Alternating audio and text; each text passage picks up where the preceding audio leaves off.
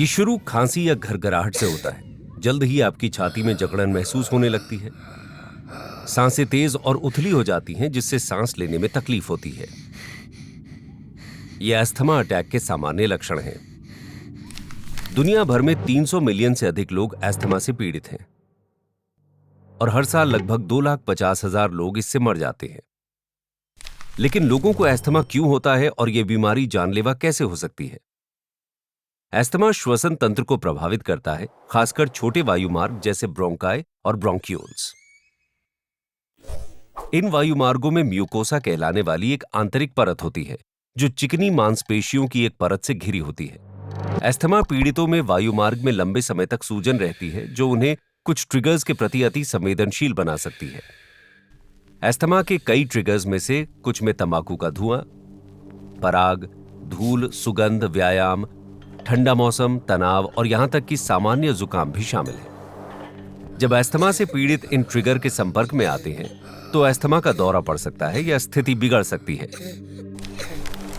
लेकिन हर दिन के कारक कैसे अस्थमा का अटैक ला सकते हैं?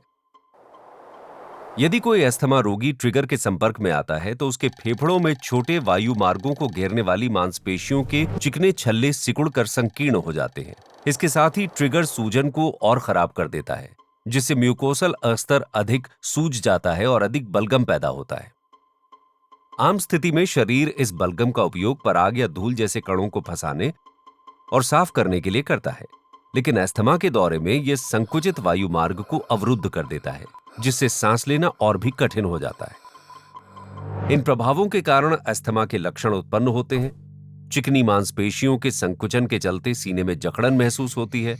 अत्यधिक बलगम और बढ़ी हुई सूजन के कारण खांसी हो सकती है और घरघराहट की आवाज। ऐसा इसलिए होता है क्योंकि जैसे जैसे वायु मार्ग सिकुड़ता है, संकुचित जगह से गुजरते समय हवा सीटी बजाती है।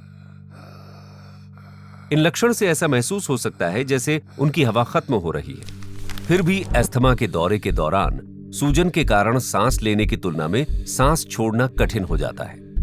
समय के साथ इससे फेफड़ों में हवा की अधिकता हो जाती है, जिसे हाइपर इन्फ्लेशन के रूप में जाना जाता है। फेफड़ों के अंदर हवा के फंसने से शरीर को उनमें हवा को अंदर और बाहर ले जाने के लिए अधिक मेहनत करनी पड़ती है। समय के साथ इससे शरीर के अंगों और ऊतकों तक ऑक्सीजन की आपूर्ति कम हो सकती है। कभी कभी उपचार न किए गए गंभीर अस्थमा के दौरे में शरीर ठीक नहीं रह पाता, जिससे ऑक्सीजन की कमी से मृत्यु हो सकती है। तो हम अस्थमा से पीड़ित लोगों में इन असुविधाजनक और संभावित घातक हमलों को कैसे रोकें? एक तरीका ट्रिगर्स की उपस्थिति को कम करना है। दुर्भाग्य से दुनिया एक अप्रत्याशित जगह है और ट्रिगर्स के संपर्क को हमेशा नियंत्रित नहीं किया जा सकता है।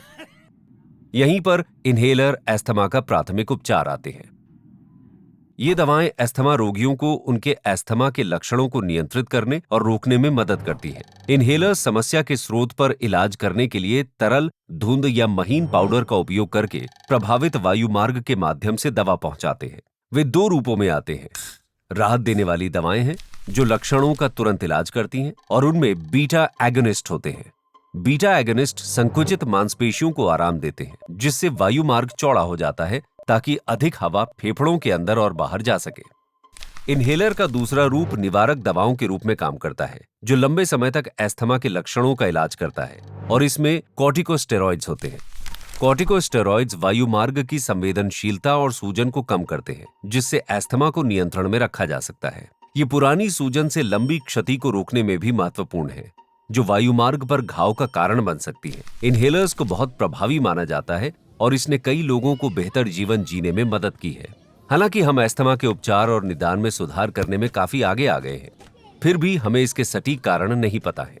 वर्तमान में हम मानते हैं कि आनुवांशिक और पर्यावरणीय कारकों का संयोजक एक भूमिका निभाता है, जो संभवतः प्रारंभिक बचपन के दौरान कार्य करता है। हाल के शोध ने गरीबी को अस्थमा की घटनाओं से भी जोड़ा है।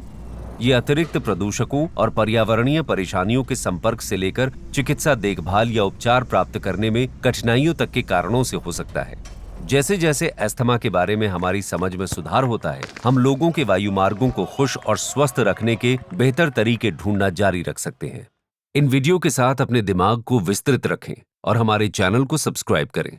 इस तरह से आप कुछ नया सीखने का मौका कभी नहीं चूकेंगे।